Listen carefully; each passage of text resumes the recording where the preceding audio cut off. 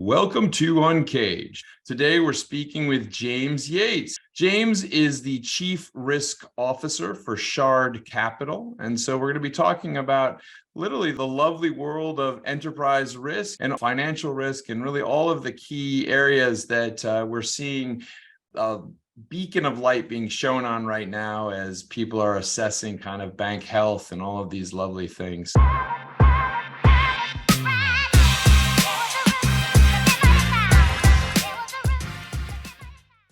Tell us a little bit about you and your career. Sure, thanks, Ben. So I have worked in financial services in London for the last 25 years. I started in 1998, just before the tech bubble was getting underway, and then very quickly saw the collapse of the tech bubble on the other side in 99, 2000. So that's probably almost certainly coloured my approach to risk management, having gone through that sort of crucible and fire at the start. Yeah. That said, there's been no shortage of other events in a 25-year career. I mean, the global financial crisis, of course, but whether it's the Swiss National Bank removing the peg or some of the flash crashes we've seen, and of course, COVID was entirely unprecedented on a global scale in the modern times. So these 1 in a million events seem to come around far more frequently than the statistics say they should. But yeah. It's so funny. I lived in London at that time as well. And I remember the frothy nature of the late 90s in London. Everyone was so excited and didn't think a dot-com bubble could happen. And boom, there it was. But now you are at Shard Capital. You're the Chief Risk Officer there. Tell us a little bit about Shard Capital and what you're working on. Sure thing. So Shard Capital is an FCA-regulated investment firm based in the UK. We cover a number of different areas. So we operate in the wealth management space, custody, execution, brokerage, both to retail and corporate clients, so buy side and sell side. And we also manage a number of funds under AIFMD, alternative investment funds. So quite a broad remit for a fairly young firm. We're still only in our early teens in terms of age. So quite a young firm, up and coming, and there's only 110, 120 of us, so still relatively small considering the breadth of products we cover. So as the Chief Risk Officer, I'm responsible for enterprise risk management across the business. That's covering the full breadth of financial and non-financial risks that a financial services firm will face. So your classic risks like market, credit, and counterparty risk, but the ever-growing and broadening classification of non-financial risks, what we used to just call operational risk, but now includes conduct and information security, ESG, just to name a few, regulatory, legal. The list just keeps growing. So it's incredible how relevant the topic right now is, and we're seeing major banks, Credit Suisse, others disappearing, which is, incredible. And when I came out of graduate school, I remember being recruited by Credit Suisse. I don't know what my career would have been like if I had gone there. But clearly, risk is evolving. There's a lot of the topics that you just referred to, like ESG now being a factor, literally, I'd say code and conduct, et cetera. And so I'd love to get a sense from you. What's on the mind of your customers and what's on the mind of your business in terms of the prioritization of some of these topics? Absolutely. So touching on Credit Suisse and obviously Silicon Valley Bank, as you say, very significant to talk about those right now.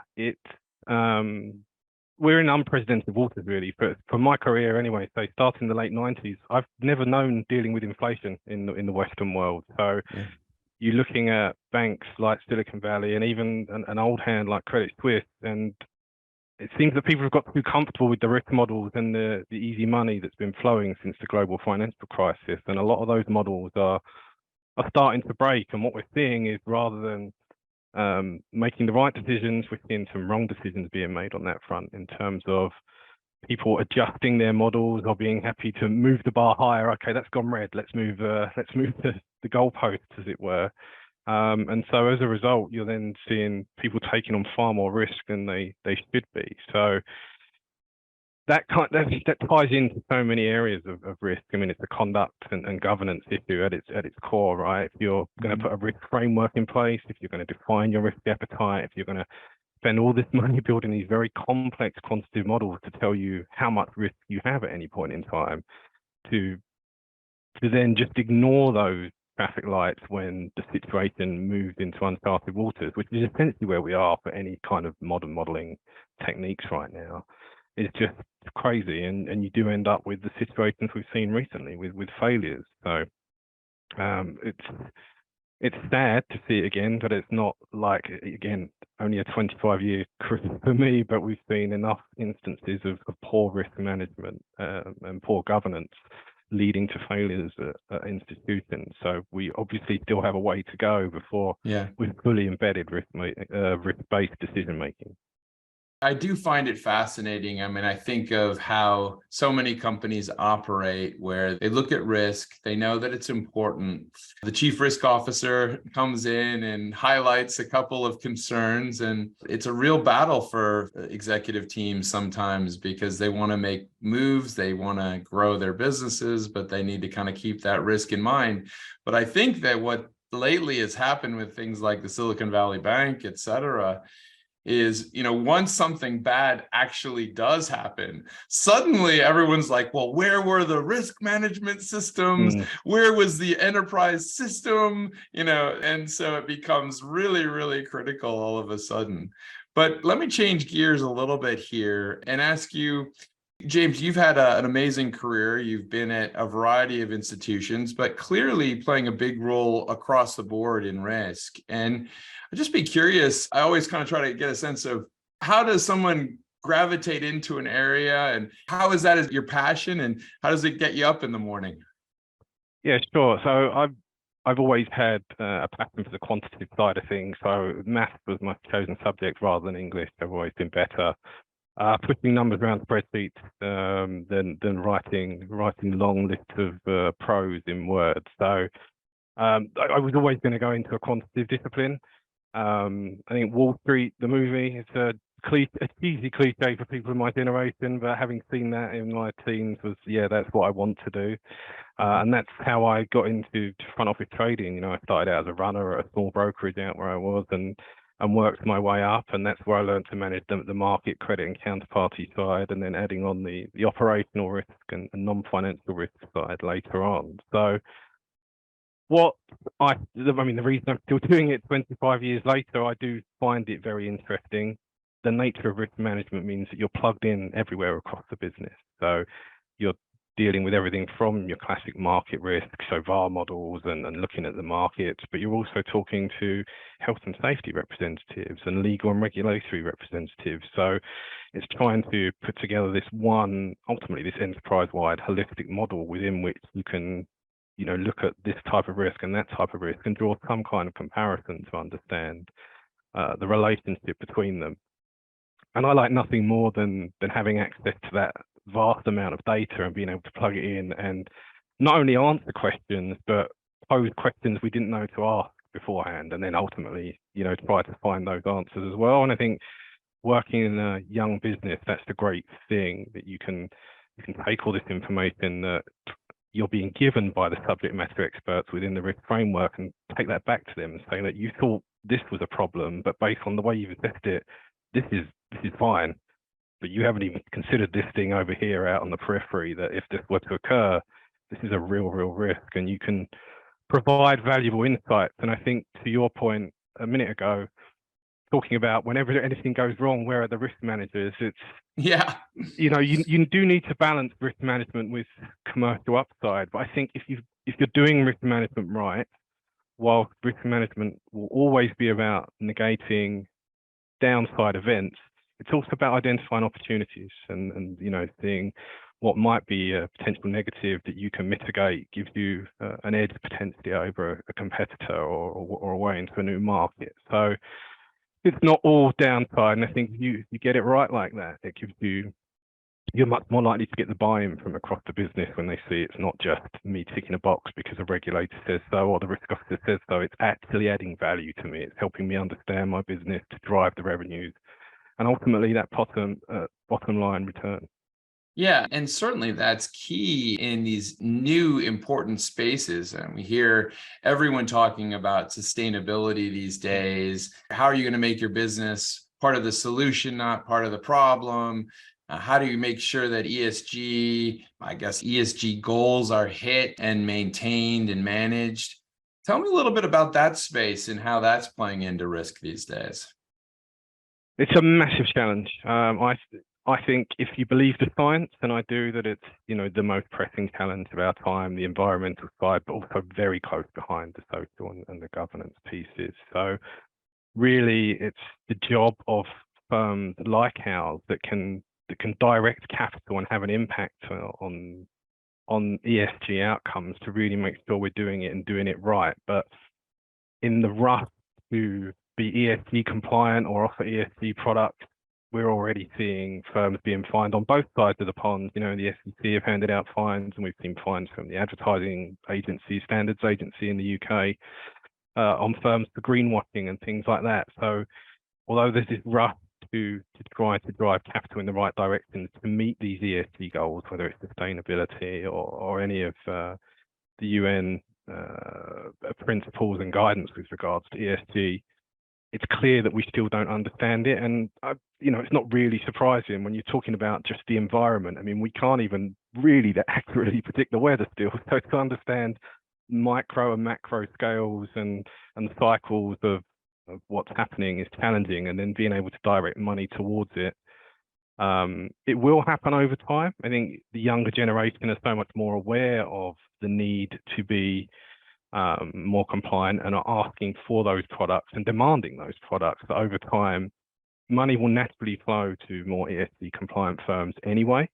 But given the time scales that scientists tell us we have on these sorts of things, we need to have started moving a long time ago, but we are where we are, so we need to move now, and we need to move quickly. So not just as a risk officer, but as a firm, understanding how ESG impacts the firm, how the firm impacts ESG, and then how the products we design and build for our clients that are satisfying their needs and wants while also achieving some of those sustainability goals it's just a massive data challenge, and there's still not enough harmonization across the board to really get the right answer. I don't see anyone's got the right answer yet. Yeah, no, and look, it's basically a movable feast. I'd say probably the time factor's got to be one of the hardest variables to understand, how you factor that in. And a lot of companies are now saying the right things, but where they are in their process to get there is perhaps the time scale is going to be a tricky one to manage. But let's look at 2023. Here we are in a year where, as I said, you're the most popular guy in the room, James, right now. Everyone wants to know what you got to say about various issues about risk. What's on the docket for you and the Shard Capital team, and what's on the horizon in terms of risk? So ESG aside, I guess this year we've got the new consumer duty coming in on the regulatory side in the UK, which is a new enhanced regulation that the Financial Conduct Authority is bringing in to further make explicit requirements of firms in terms of protecting client outcomes and ensuring that clients are investing in instruments that are suitable and appropriate for them and getting the right level of returns. And that's quite a big piece from a regulatory perspective, but failing to achieve that from a risk perspective and getting it right is a big piece. And that's coming out in the next few months. So we are very deep into that implementation work, but it's still a very big piece. Regulation in general is just something that goes on and on. We're a sector that's very poor at self-regulating, and therefore external regulators keep having to apply more pressure to get us to achieve the goals. So I expect more of that. The other one is supply chain management, which also links into ESG, but also with regards to operational resilience, which has become, we had new operational resilience regulations last year in the UK, and how you firstly understand operational resilience, ESG, any of those things within your own firm, but then looking through to your third parties, their third parties, to your fourth parties, your fifth parties. How deep are you expected to go? How deep do you need to go? It's all well and good everyone moving everything to the cloud, thinking I'm diversifying and reducing my risk, but if your entire supply chain is based on Amazon Web Services and God forbid something goes wrong there, you've got a serious problem. So yeah, again, it's about understanding that level of risk. So supply chain management, that's whole third, fourth party piece, and the regulations, they're the real big ones. On top of the fact that we really, need to be understanding ESG more and heading that in the right direction. Yeah, I mean, James, lots of big topics here. It doesn't seem like the issues that could cause challenges for a business or for their set of products are lessening in any way right now. But thank you so much for being on the Uncaged show today. Tell me, if someone wanted to learn more about what Shard Capital is up to and really their approach to risk, what's the best place to reach you? Well, to reach me would be LinkedIn. So my profile is James Yates. I could be fairly easy to find. I'm posting most days at the moment, so fairly visible.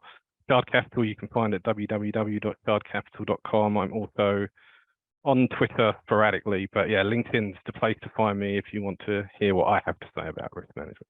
Excellent. Well, James, thank you so much for being on the show today. We've been talking to James Yates. He is the Chief Risk Officer at Shard Capital. We've been, no surprise here, talking about risk and really what enterprises have to be thinking about in terms of managing the risks. James, thank you so much for being on the show today. We look forward to having you back.